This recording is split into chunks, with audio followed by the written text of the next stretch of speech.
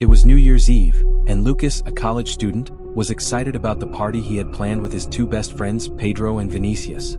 They lived in a small town where entertainment options were always limited. Most of Lucas's friends preferred staying home or going to small gatherings, so he and his friends decided to look for something more lively for the night. With few options available, Vinícius suggested searching online. After exchanging a few messages, he found a party that seemed promising. It's downtown in a secret location. Only those who know the right person have the address. And from the photos it looks like it'll be epic. Vinícius wrote in the WhatsApp group, clearly excited. Without hesitation, Lucas and Pedro agreed. They were looking for a different experience, something to break the routine. Vinícius sent the address, and in no time they were on their way. The location seemed far off, in an industrial area Lucas wasn't very familiar with. When the Uber stopped in front of what looked like an old warehouse, their first impression was one of unease. The building was dark, with no decorations or signs of life on the facade. The only indication that something was happening was the loud music coming from inside. "This feels weird," Pedro commented, skeptical as they exchanged glances. But their excitement won out, and without further hesitation they got out of the car. They entered through a slightly ajar side door. The first thing they noticed was the claustrophobic environment and dim lighting. They followed a narrow hallway with walls covered in yellowed wallpaper, and the floor creaked with every step. The music, initially faint, grew louder as they approached a large room. When they arrived, the scene was disconcerting. A small crowd of people stood in circles, drinking and talking, but no one seemed to be having fun. No one danced, no one laughed. It was as if everyone was there out of obligation, as though something had compelled them to be in the same place. "This is really strange," Lucas said, starting to feel uncomfortable. The sensation of being out of place grew as more people turned to look at them. Stranger still, among all the men in the crowd, there wasn't a single woman. "Vinícius, where's that girl you mentioned?" Pedro asked, his expression suspicious. Vinícius checked his phone, where he had received a message from the girl, instructing them to go to the back section where she was. Something didn't feel right. Even so, they decided to check it out, hoping to find something more interesting at the party. They followed the girl's directions, passing through an emergency door that led to an even darker hallway. "This doesn't feel right," Lucas murmured, feeling a tightness in his chest. As they neared the end of the hallway, a shadow emerged from one of the doors, and a burly man appeared, blocking their way. "Hey, what are you doing here?" he asked in a deep, threatening voice. "This isn't the place for you." Lucas's heart raced. They were in a strange situation, and the tension in the air was palpable. There was no visible way out. Pedro tried cracking a joke to lighten the mood, but the man's expression didn't change. Then a second man appeared and whispered something into Vinícius's ear. He jumped, his eyes wide with shock. "Let's get out of here now before it's too late," Vinícius said, already turning to leave. Lucas and Pedro were confused but quickly followed their friend back down the hallway, the sound of the music growing fainter and more distant. As they exited through the main door, they heard someone shouting behind them. "Stop. You don't know what you're doing," yelled the man who had stopped them earlier. He seemed to chase after them, but upon seeing them flee, he made a gesture as if calling for reinforcements. The three of them sprinted to the nearest corner, where they called an Uber. During the ride, Vinícius explained what the man had whispered. "He told us to leave before midnight because something very bad was about to happen inside the warehouse." When they reached the safety of Lucas's house, the trio was still trying to process what had happened. Each passing second made them feel more uneasy about having fallen into such a trap. What exactly was going to happen in that warehouse? What had they interrupted? They didn't know, but they were relieved to have escaped. That night, instead of ringing in the new year with a grand party, the three of them sat in Lucas's living room, recounting the events. They tried to relax, but a lingering sense of unease kept them on edge. Something was wrong and they couldn't fully grasp what it was.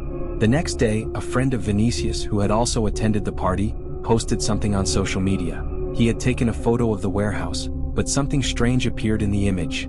An indistinct, wispy figure was visible in the building's window. "I don't know what happened there, but I deeply regret going," he wrote, still in disbelief. No one else ever returned to that warehouse.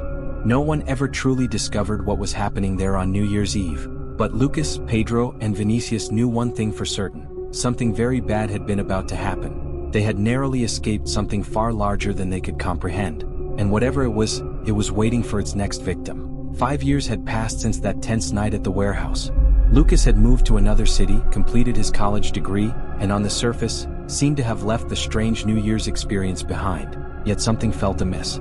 Although the incident had been overshadowed by everyday concerns, a persistent sense of discomfort lingered whenever he passed desolate places or locations with a strange energy.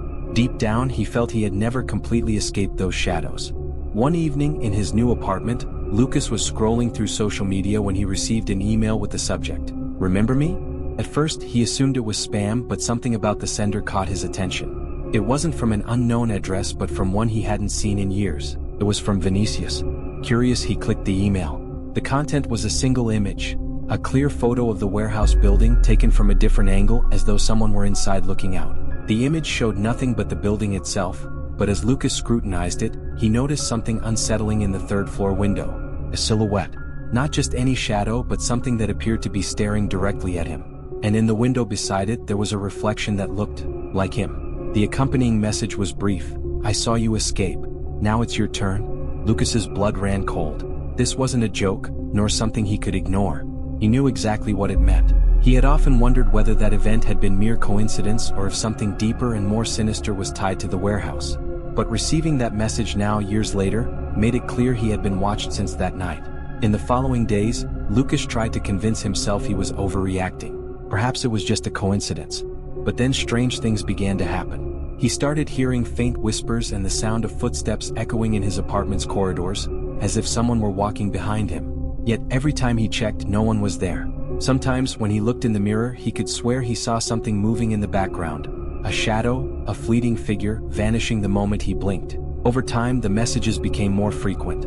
Always photos, always of the same building and the same silhouette. Occasionally, he even heard his name whispered softly, as if someone were in the room with him, though he was always alone. One night, the worst happened. Lucas was at home alone. The city was quiet, making every sound sharper and more unsettling. He was watching a movie when he heard a knock at the door. Strangely, the sound didn't come from the main entrance but from his bedroom window, which faced a rarely used street. He hesitated. It wasn't normal for anyone to knock there, especially so late. With his heart racing, he walked to the window and peered outside.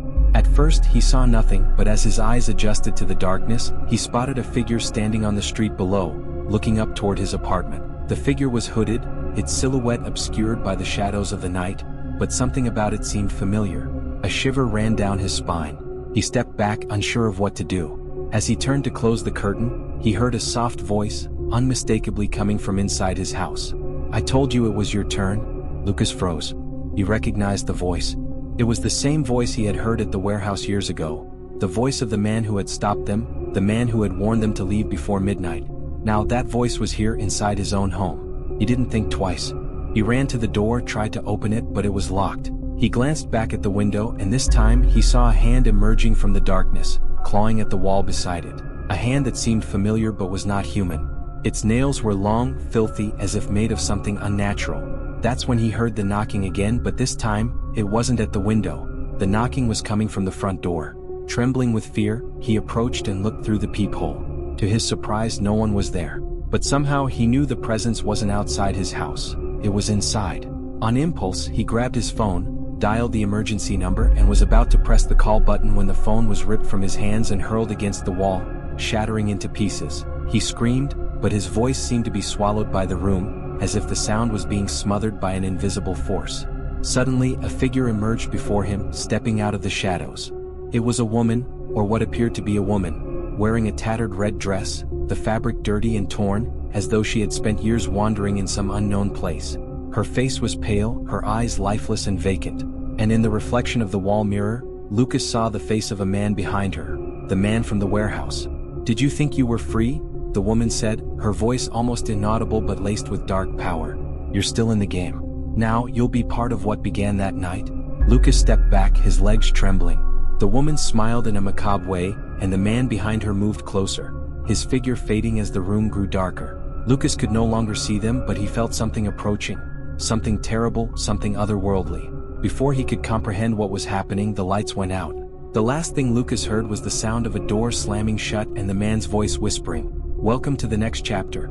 The police were called to investigate Lucas's apartment after an anonymous tip, but when they arrived, they found nothing unusual. The apartment was in perfect order, with no signs of a struggle or any trace of an intruder. The only strange detail was a photo, sent by Lucas himself to the police moments before he vanished. A photo of the apartment window. In the reflection of the glass, a woman in a red dress could be seen smiling. The case was filed as an unexplained disappearance. No one ever heard from Lucas again. However, Lucas's friends and family began receiving strange messages, all accompanied by photos of places he used to visit. In every image, the figure of a woman in a red dress could be seen in the background, her smile growing increasingly sinister. And the other three friends, Pedro, Vinícius, and Vinícius's anonymous friend, started realizing they were no longer just observers in this nightmare. They were now inside it. Something far worse was waiting.